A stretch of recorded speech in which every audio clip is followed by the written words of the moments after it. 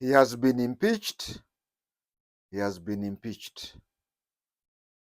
The way things are happening, it appears that he's on his way home. But then, I'm sure you remember Kawera Mwangaza. Kawera Mwangaza from Meru. I'm unable to say, is she the governor or is she the ex-governor? But after the Senate had impeached her, she went to court. I am seeing Rigathi Gachagua. First of all, I'm seeing the Senate impeaching him. When it impeaches him, I'm seeing him going to court. But I have 100 people who are thick-headed. You know, Gachagua is thick-headed. Gachagua is thick-headed. And that would be his fall down. I'm not seeing, I'm placing his chances of winning the case in the Supreme Court, I'm placing it at around 5 to 7%. Very rare.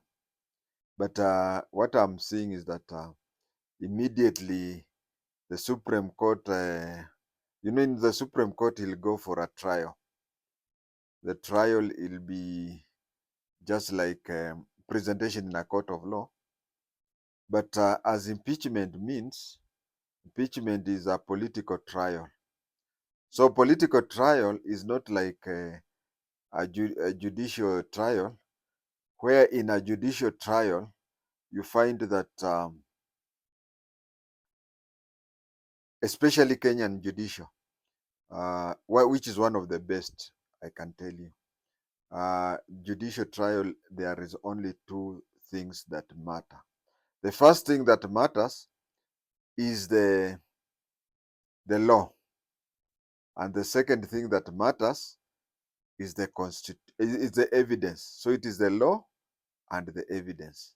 For example, in a judicial court, an offense has been has happened, isn't it? An offense is anything that is declared to be an offense under any act of the law. So an offense has been committed, and the second thing is that you have to bring evidence to show that this particular person and nobody else committed that. Okay, you can even say that you can convict the person that he or she, together with others not before court, did that offense. So in a criminal or in a judicial system, it is just you look at the law, which states that if this and this is this is and this is that way. That is what the book says, and then you have to prove, to associate your evidence now with that, whereby you can even find a case where two people are claiming the same property. So you say, okay, there is the property, yes, and then you want to find out who is the genuine owner of the property. So in a judicial system, it is the statutes plus the evidence, nothing more, nothing less.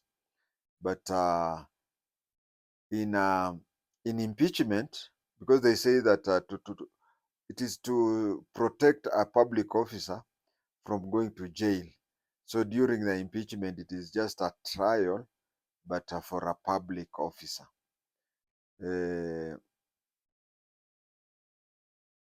I wish I was near my cousin. I would have told him to resign as things go on. But the character he has, he will not. All the people I usually call relatives, we are related, at least an ancestor, and not an ancestor of 13th or whatever, close ancestry, where I can say I'm related to so and so, and you find that. But to the best of my knowledge, I have no blood relationship with the Gachagua. It's only I call him my cousin because from Herega to Kayaba. His village is Kayaba, and my mother was from Kayaba. So from Herega to Kayaba, just very near each other. For those who are from Madeira know that. I looked at his presentation. He was given 2 hours, but then it didn't assist him. As I said before, I think it is yesterday's edition. He is his worst enemy, especially when he gets a microphone and he doesn't reason. I think ile udio bado iko kwa kichwa. It hasn't come out because the way he's talking and the way he's presenting him is like an administrator. So I find that he didn't work out well. He spent a lot of time. He spent a lot of time talking about property. He spent a lot of time talking about property. I think he should have spent less time. Of course, property, all the things he was trying to say is that over 95% of his property is something that he inherited from his brother. It is something that he inherited from his brother. But then, okay, if he inherited, let us say it is true, then why spend all that time?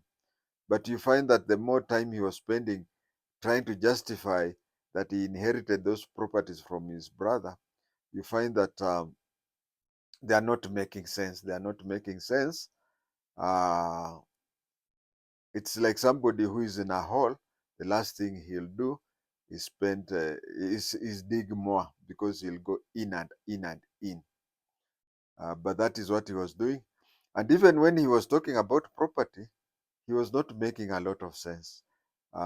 He he didn't know that he was confirming the allegation.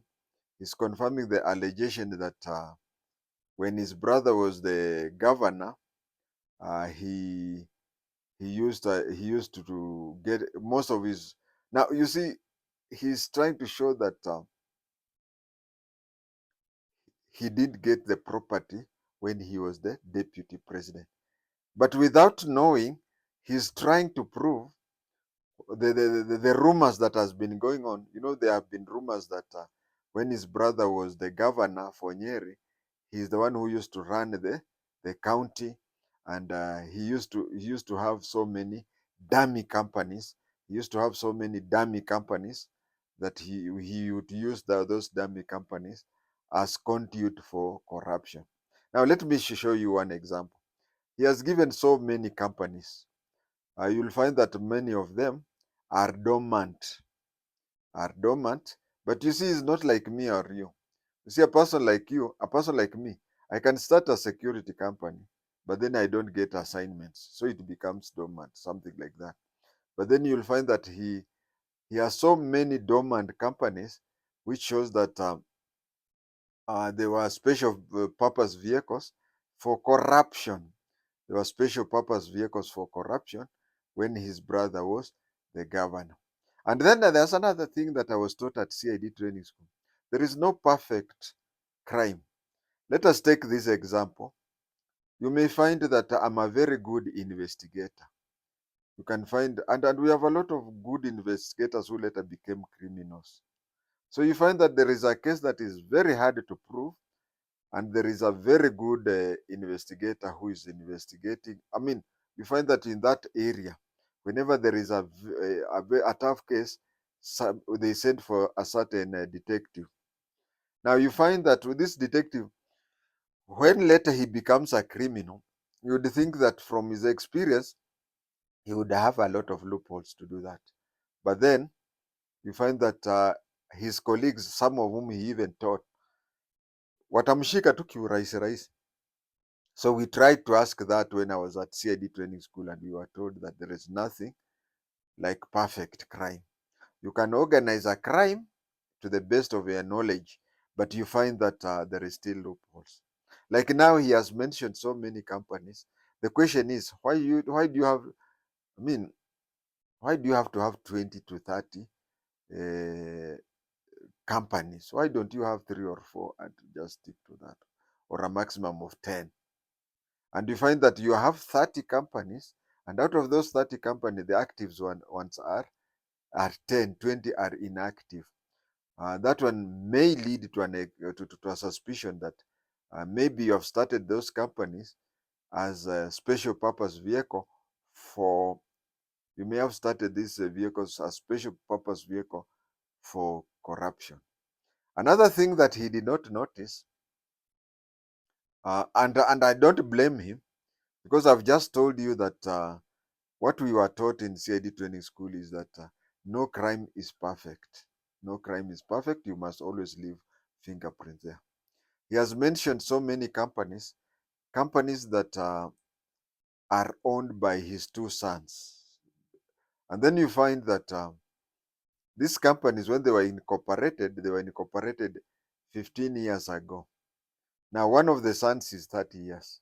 Now, it means that he managed to register companies in his sons when one or both was still a minor without an ID. You see, those are the things that are easy. And then he's trying to show that a lot of properties, that he inherited from his brother. Okay, he's saying that most of his brothers are dead. That is what he's saying, that he's the only living one alone. But then those who died, they still have kids and their families. How do you tell that one brother who was a governor, uh, just when he was about to die, he transferred a lot of properties to him and his sons? You see? And then there is something that Gachagua did not notice, and I don't blame him.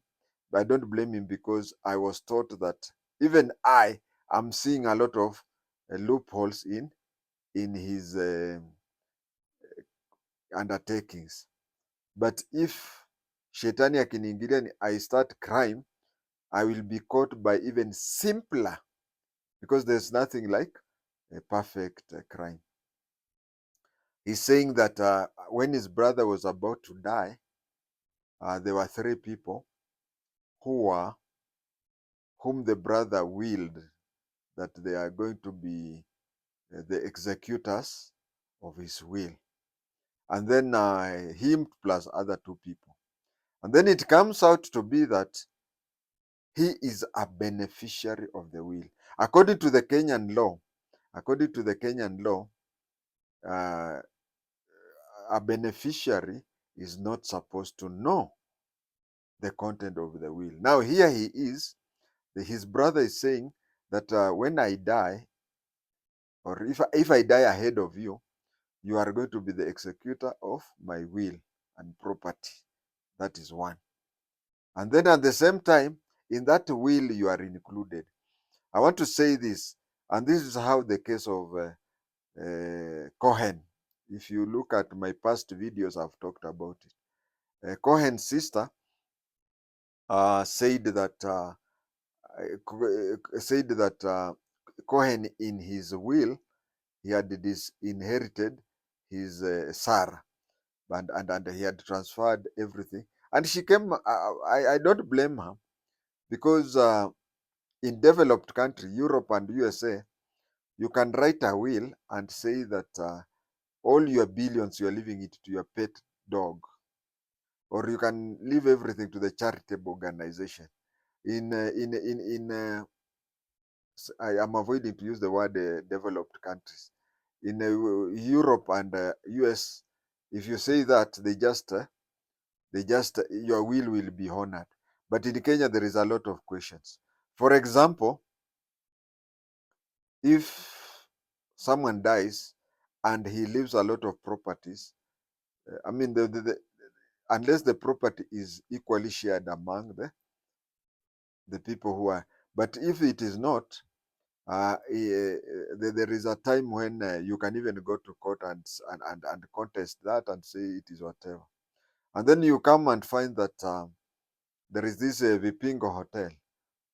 He says that Vipingo Hotel, he was the brother said he sells it, and then he didn't sell it. You see, that is also another thing. He decided that it should be a home for where the family should be meeting uh, in his remembrance. And then he has transferred the shares. He has transferred the shares of that place to the company that is owned by his sons. Now, you see, what example can I give? There is two brothers. One is called Charles and another one is called David. Now, C and D, Charles and David. Now, you take Charles has 5 shares, 5% shares. David has 5% shares.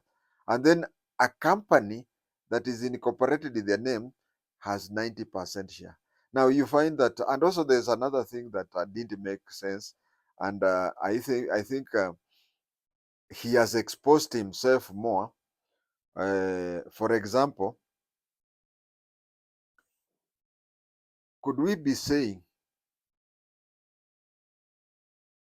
that is what I'm thinking, could we say that perhaps he influenced his brother to, you see, the brother was on a dying. I said that we come from near each other, but we don't know each other personally. Although I'm the one who gave them the 1970, 1990, no, 1997 ID. Yeah, I'm the one who gave them the ID at a place called Kayaba. So that is how I know the family and whatever. But then he's behaving. Evidence is try. I'm trying to get the information. I'm the impression. Trying to get the impression that maybe when the brother was not, when somebody is about to die, uh, his health is so poor and whatever, he must have given the brother blank notes to sign, or even he may have given the brother to sign things when the brother was medically and maybe psychologically not ready. No, not really. What do you call? Not really mentally or psychologically ready to sign those things. So, and I said that we come from nearing villages, but maybe if you ask people there, they'll tell you that where he comes from, maybe there was so much rumors that he conned his brother on his deathbed. But then I also know that when the brother was governor, there is a lot of secret dealings that he used to do. I think there is a possibility that even when the brother was dying, he must have made it quicker to recover those properties before the brother dies, because the brother's family, two widows, I think the brother had two widows, and the children would have grabbed that. Remember what I talked about Fidel Odinga. When he died, the father used to hide a lot of his property in his name. But when he died, his Eritrean or Ethiopian widow took everything. So you find there is also a possibility that whatever he grabbed when the brother was a governor in Nyeri, he did that. All that I'm trying to say is that he is not a good person. There is also, why did he have to use all these videos? I think the videos that he was trying, it took a lot of his time, and it didn't assist him at all. And the way he was trying to say that, I think those of you who are in the police, who have police experience or law experience, you catch a pickpocket, he says, "Oh no, why are you catching me? Go and get a robber." And even when you go to court, you say, "Why should people convict me of stealing, and then there is a robber somewhere?" He was trying to bring the videos that were trying to show, okay, there is even the sentence he said, "I learned it from my boss. My boss attacked the DCI fellow Kinoti. My boss attacked Mutiambai." But let me say this: especially being a former NIS officer. Even during our time, when we were part of the police, you can you could not equate Kanyotu with Nderi. No, actually, I remember one time when I was to CID headquarters to get my police identification, change of rank. When I went to get my police identification, uh, I went to CID headquarters, and there was the president. There's a portrait of the president with senior police officers, and I saw two people in suits. One was Derry, Ignatius Derry, whom everybody knew. He was the director of CID, and then there was another one in a suit. So I just looked at that, and I concluded this must be the head of the intelligence. So I asked the person who was taking photograph. I told him, could this one be the head of intelligence? The guy looked at me with harsh eyes. He knew I was from the intelligence because I had a letter. But then he was wondering, huyu mtu was intelligence. He's trying to ask me if that is me to tell him that that is his boss. So to him, he thought that because those days walikuwa naita, they used to call us watu wa kuchimba. So they used to say that I was looking for a way of uh, getting intelligence reports from him. What I'm trying to say is that during those days, even members of the intelligence, over 90% of them could not know James Kanyotu if they met him on the road. Now, going to take, okay, James Kanyotu is not Nordin Haji, because Nordin Haji was also a former director of public prosecution. So we have to understand that. But then, even if he was the former director of public prosecution, but you see, things to do with the intelligence, you just can't go whatever. I've already said that they are both members of they are both members of NSAC.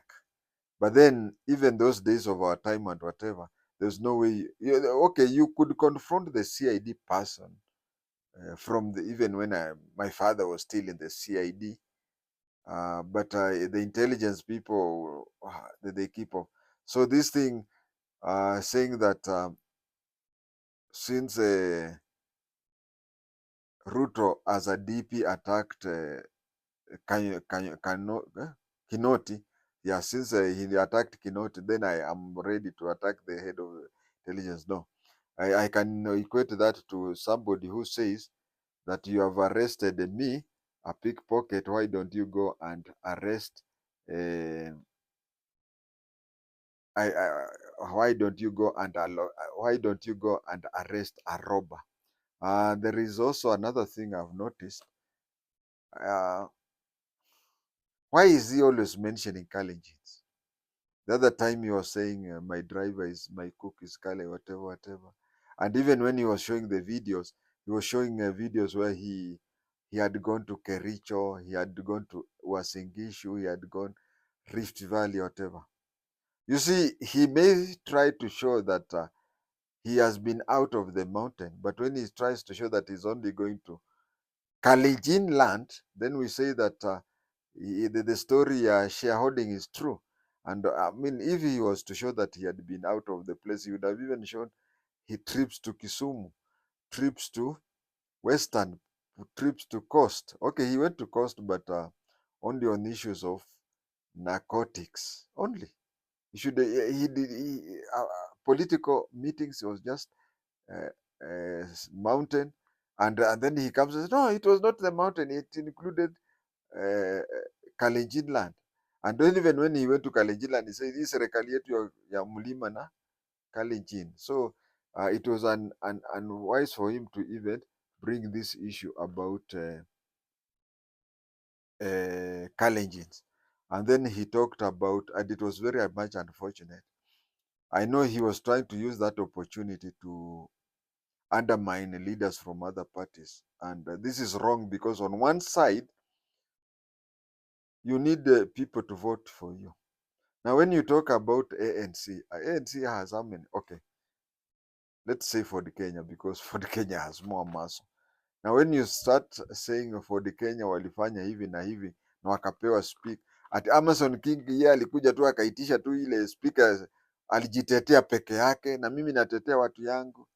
You see, anyway, he's a graduate. I would have asked how how he his reasoning, like somebody who has never been to school.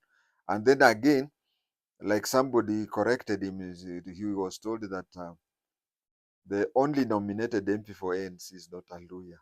So he was trying to show that anything he himself, I think somebody should advise him that he should avoid talking. And you know, when you are in court, there are times when you are told unaweza nyamaza na ukaacha uamuzi wa koti, kwa vile there are times when you are given time to talk, then you spoil the chances for yourself. So when you are in court, you are told utakaa pande hii ama pande, ama unyamaze na ungoje uamuzi wa court. I think Gachagua is the person who is supposed to be advised anyamaze na angoje uamuzi wa mahakama. I've already said that it is quite interesting to find that he was the beneficiary, the executor of the and the buyer. Yeah, the other time I forgot to include the word buyer. He was the executor of the will, and as I said, in the Kenyan law, or maybe even in other laws, you are a witness of a will, and you are an executor of a will if you are not getting. It is there in law. I don't know which section, but it is there in law that if you are an executor of somebody's, you are not among the beneficiaries. But there he was, and I've never come across this story, but the women were so annoyed and so on. I don't know. It appears to be true because nobody's doubting that. It is alleged that he called a woman, and a woman leader, maybe an MP. They called her malaya. I think the way it was happening, and the way it was being prosecuted, it seems that he must have said that, and you see they are not even disputing that, and he spent a lot of time talking about properties only. I don't know why he found it that he should talk about property only. And his general conduct, I saw his general conduct was not pleasing. um, I'm seeing him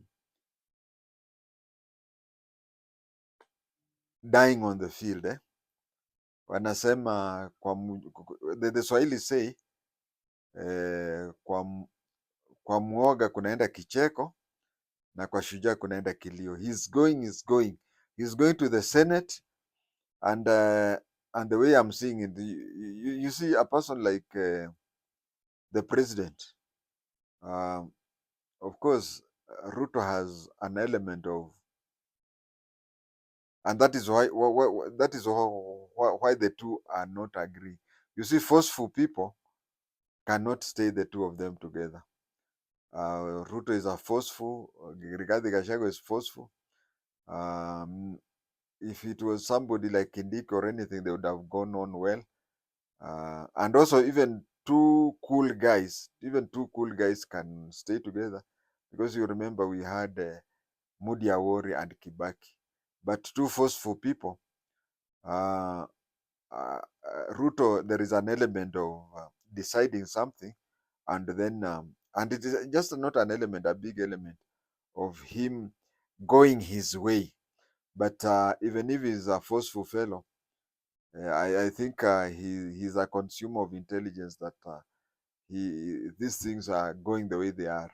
So most likely, and even looking at the outcome of the National Assembly, most likely the Senate will agree with that. But then he will go to the Supreme Court.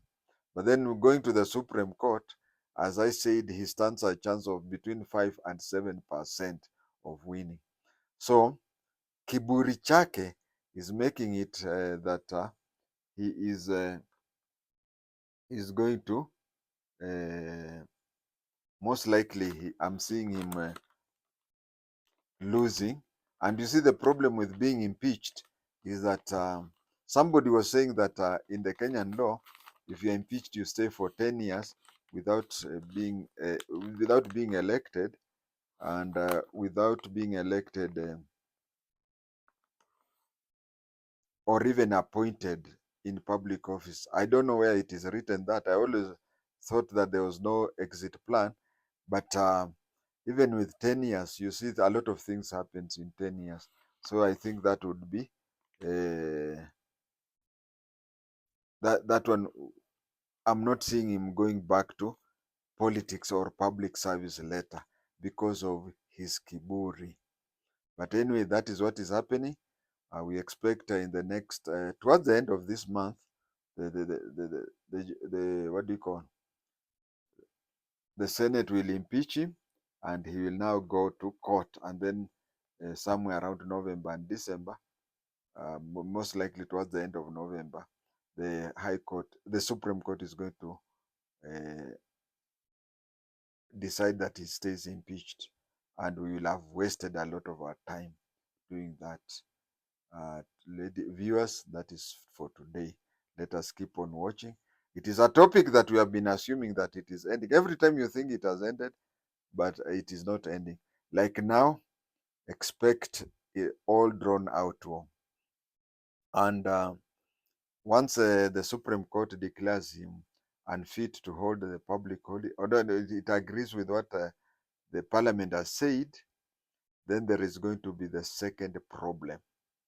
Second problem is there is so conflicting interest. There's a lot of people who want to take over from him. You can see that Ishungwa stood a big chance, but I'm seeing Ishungwa not taking that. I'm seeing Ishungwa not taking that because of the way he has handled things. There is one MP who abstained. Was it abstained or absent? Whatever.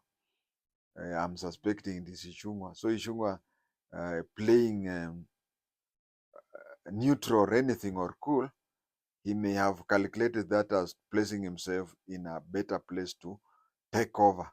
But you find that there'll be a lot of, if the president, if Ruto wants to advise from MPs, they'll not be happy because they'll say, we fought the battle, but General Kigoya or General Kagoya, Kigoya was Kibaki.